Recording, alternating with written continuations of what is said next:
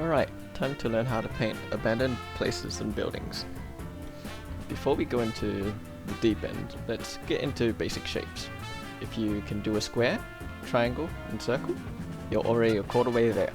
To go to the next step, if you can do a cube, pyramid, and sphere, and take away parts of it like someone did it with their teeth, then yeah, you're already halfway there. Congratulations. Alright, you're on your way to making so this brick will be the foundation of what it looks like. That's completely fine. Do not feel afraid to use references. They work and help so much.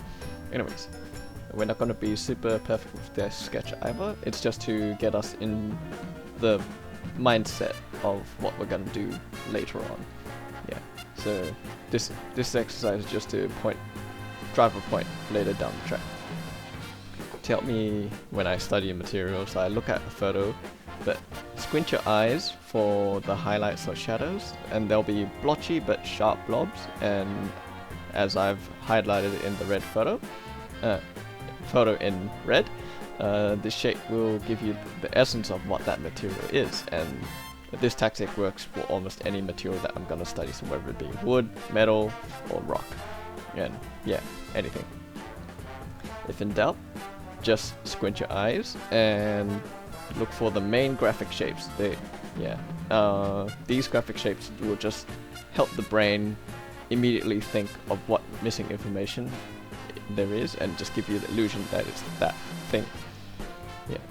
Now I'm also gonna add some metal casing or fences because for buildings they usually have these like casings to make the foundation of the buildings, and sometimes you will see that when the brick falls off and all that stuff.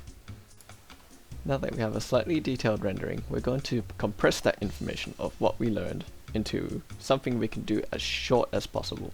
So usually I do this by tracing the silhouette of X material. For example, it will be this brick, and usually like a really strong color and saturation to help drive home into your brain like what that shape is going to be.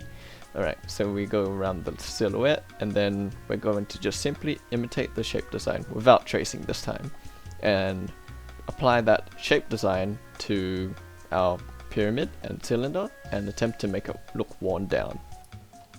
Alright, thumbnail time. When I try to find an idea for an illustration, I like to stick to very simple shapes, which is the 3 shapes that I've shown you. I always stick with, most of the time stick with primitive shapes. I don't touch details until I'm happy with a certain idea. You can be experimental with the shapes, like elongate the cubes like really big, so they'll turn into like really big rectangles and foreboding structures just like towering over you. And yeah, and you can put like little blobs to indicate that a person is going to be there. And you can put more effort and like draw a figure, but I like to save a lot of time. You can quickly map out ideas of hallways through repeated shapes and going further or closer to the camera, and when you're placing flat lighting to get the gist of your idea illustration. Stick to 3 values always.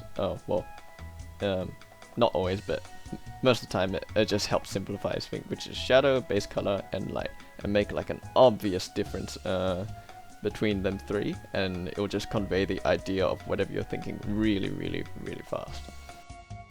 When I was sketching this thumbnail, it felt a bit different to all the others, probably because it has like a more detailed like figure and all that stuff. But yeah, I like this idea of this person walking through abandoned places to keep like spirits in check or something like that.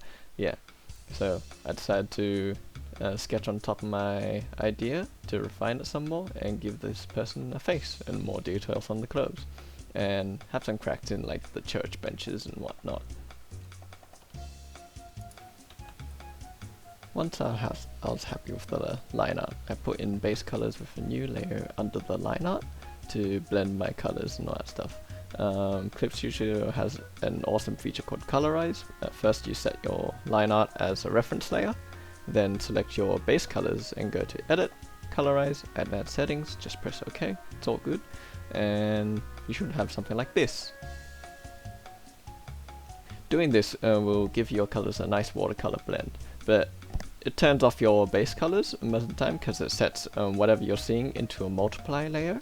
I like to turn the base colors back on and place around 40 or 50% opacity, and it just keeps your brush strokes and it looks really nice to me. And it saves me the hassle of blending. Also, a quick note for the wood material.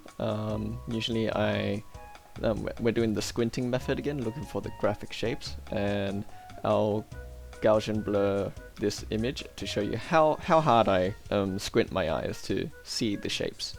Yeah, so this is how it goes, and then I just marked it in red, and that's usually the patterns that I go through for X material. Other than that, I think this tutorial is finished. Always stick to basic shapes to map out your ideas. Houses are pretty much a cube with a few triangles for the roofs, or hallways are a row of repeated rectangles.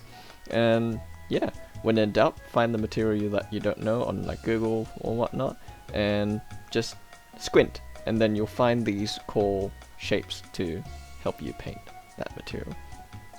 If you learned something from this tutorial, please like and subscribe, and show me what you've made as well on Instagram, Twitter, or TikTok, and enjoy the time lapse.